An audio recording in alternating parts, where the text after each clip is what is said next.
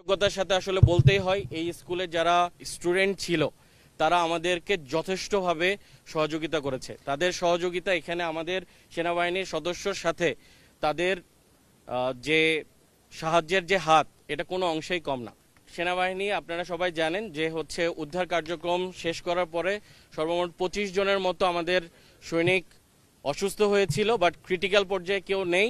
বর্তমানে 11 জনের মতো সৈনিক আমার এখনো ঢাকা সিএমএইচে চিকিৎসাধীন অবস্থায় আছে। আরেকটি বিষয়, একটি গেট দিয়ে আমরা দেখতে পেয়েছি যে সামাজিক যোগাযোগের মাধ্যমে একটি ফুটেজ, যেটিতে গেট দিয়ে বাচ্চাদেরকে নামিয়ে আনতেছিলেন আপনারা, ওগুলো সবাই কি অবস্থায় ছিল বা গেটটা কোথায় পেলেন, ওই বিষয়টা যদি একটু বলতেন। আমরা এখানে যেই স্কুলে যে গ্রিলটা দেওয়া আছে, যেই আপনারা দেখবেন যে হচ্ছে বারান্দাগুলোতে গ্রিলের মাধ্যমে আছে বা দুই সাইডে গ্রিলের মাধ্যমে তাদেরকে ক্লাসের বা হচ্ছে স্কুলের যে পরিধিটা ছিল আমরা ওটাই ভেঙে মেনলি স্লাইডিং এর একটা ব্যবস্থা করি, যেটা আপনারা দেখেছেন।